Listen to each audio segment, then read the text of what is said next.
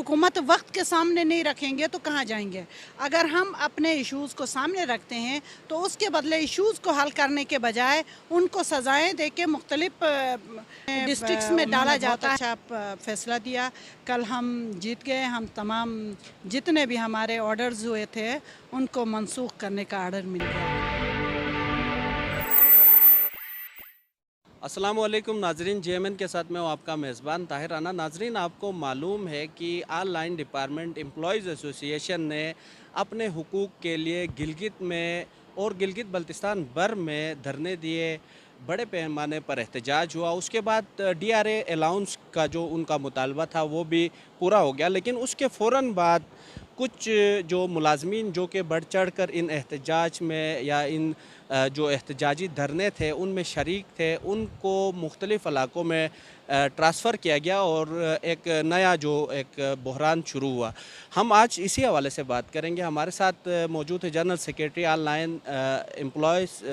Online department employees association Mubaraka Gul साहिबा। अस्सलाम वालेकुम। वालेकुम अस्सलाम व अच्छा रहमतुल्लाह। मैडम, ये बताएं कि गुज़िश्ता रोज़ चीफ़ कोर्ट गिलगित बल्तिस्तान ने सुना है कि आपके हक़ में फ़ैसला दिया। जो मुख्तलिफ़ इलाकों में ट्रांसफ़रियाँ हुई थी उनको रोकने का हुक्म जारी किया है। इस हवाले से थोड़ा सा बताएं। Thank you Gilgit media network, thank you Tahir. आपका आपका हमेशा हम एहसानमंद हैं। लाइन डिपार्टमेंट एम्प्लॉयज़ एसोसिएशन वाले, आपने हमेशा अच्छे मौजू पे हमारी आवाज़, हमारे इश्यूज़ को पूरे गिलगित बल्तिस्तान के आवाम, तमाम लाइन डिपार्टमेंट के मुलाजमीन को हमारी आवाज़ पहुंचा दी।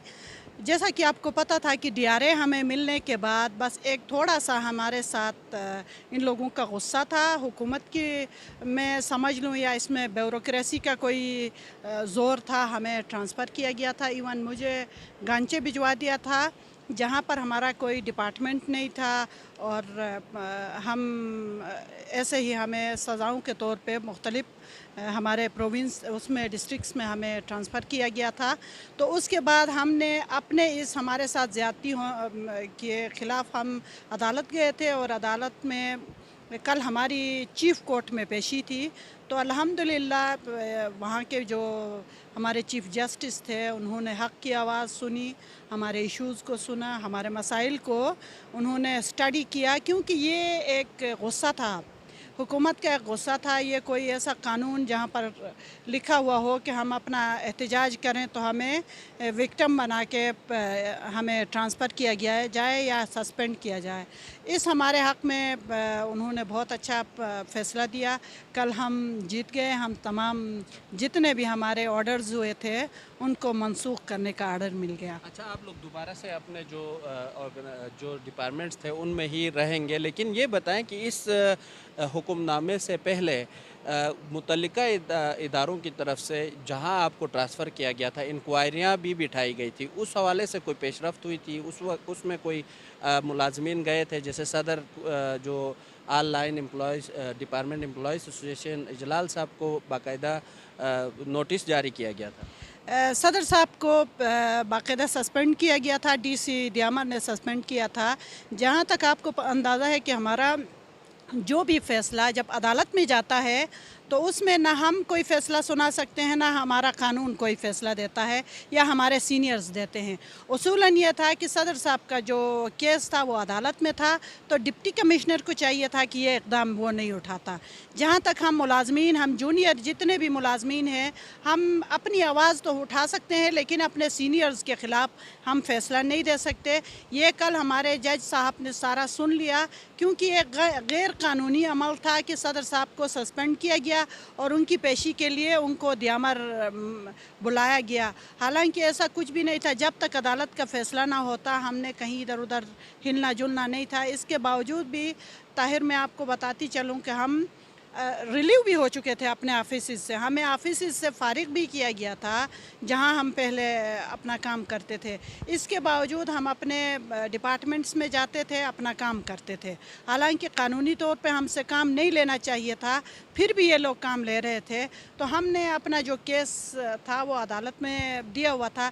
कल अल्हम्दुलिल्लाह हमारे हक़ में फ़ैसला जीत आ होगी। गया। ये बताएं आखिरी बात कि आगे का क्या लाए अमल है?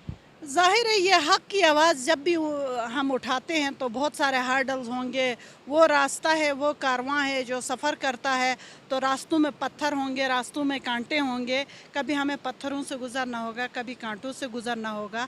तो जहाँ तक ये जो हमारा सफ़र है, ये तो हमने शुरुआत की थी। हमारा असल चार्टर ऑफ डिमांड जो है अभी हमारा पेंडिंग में है। हम अभी मुस्तकबिल में हमारा फ़ैसला तो आ चुका, अभी हम हुकूमत को हम ये बता सकते हैं कि ये गैर कानूनी, गैर फितरी अमल है कि जब तक मुलाजमीन अपनी आवाज़ उठाएंगे, अपने इशूज़ को हुकूमत वक्त के सामने नहीं रखेंगे तो कहाँ जाएंगे।